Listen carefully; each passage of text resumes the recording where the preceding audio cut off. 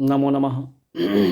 अहमस्मि डॉक्टर शुभेन्दु पाठक, अंशकालिक सहायक प्राचार्य दर्शन, पूर्णिमाराम प्रताप संस्कृत महाविद्यालय बेगनी दरभंगा। प्रियांशु छात्रः, आज शास्त्री प्रथम वर्ष के छात्रों को, वैसे इससे पूर्व की कक्षा में हम शास्त्री प्रथम वर्ष के छात्रों को आत्मा के अध्यास की पुनः सिद्धि भेद का खंडन के संबंध में कह रहे थे। आज फिर उसी के संदर्भ में जैन मत में स्वीकृत जीव पर विचार के संबंध में कहने का प्रयास कर रहे हैं। तो प्रियांशु छात्र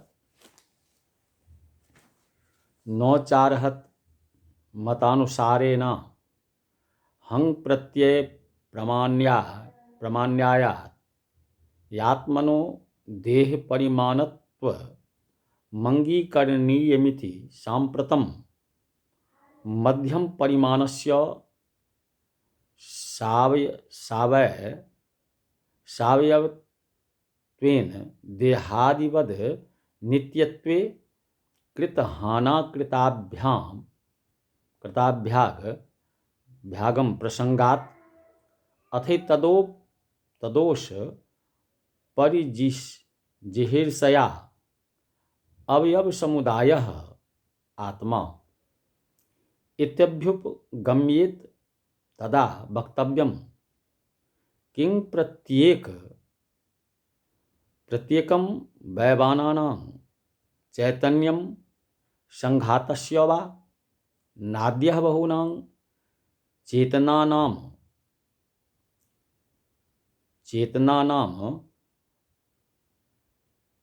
चेतनानामः महमिकया प्रधानाभावमनु भवतामेकत्म्या भावेन समसमयं विरुद्धदिक् क्रियतया शरीरस्यापि विशरण निष्कृत्यत्व योरन्यतरापातात्। आप लोग पूर्व पक्षी अपनी युक्ति की रक्षा के लिए अहम की प्रतीति की प्रामाणिकता के लिए जैन मत के अनुसार आत्मा शरीर के परिणाम की है ऐसा नहीं स्वीकार कर सकते हैं।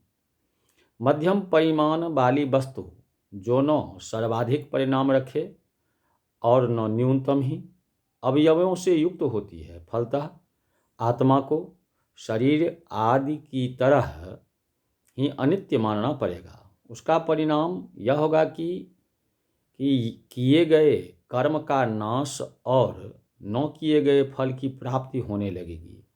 यदि आत्मा नित्य है तो उत्पत्ति विनाशशील है। जिस आत्मा ने किसी शरीर से संबद्ध होकर कोई काम किया वह उसे न मिलकर दूसरी आत्मा को मिल जाएगा, क्योंकि फल पाने तक तो वह आत्मा बदल ही जाएगी।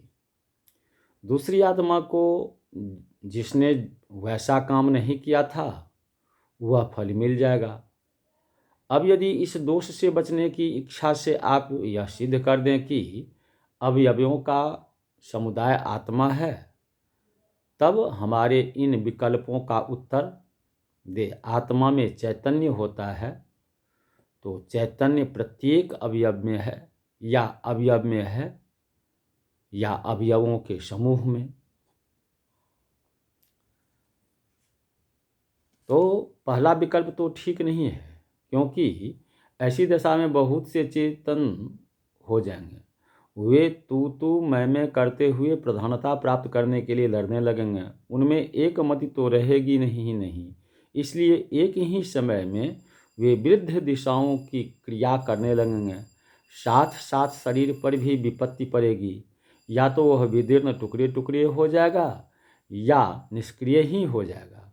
दोनों में से एक दशा तो उसकी हो ही जाएगी। यदि आत्मा चेतन अवयवों का समूह है तो सभी अवयवों की सामर्थ्य समान होगी। भले ही उनका स्वभाव भिन्न भिन्न होगा, आपस में विमति होना अनिवार्य है। एक पूर्व की ओर जाएगा, दूसरा पश्चिम की ओर। ये गतियाँ एक ही शरीर में होगी। एक ही शरीर दो विरुद्ध दिशाओं में नहीं जा सकेगा। दोनों ओर की खींचातान से देह न फट जाएगी।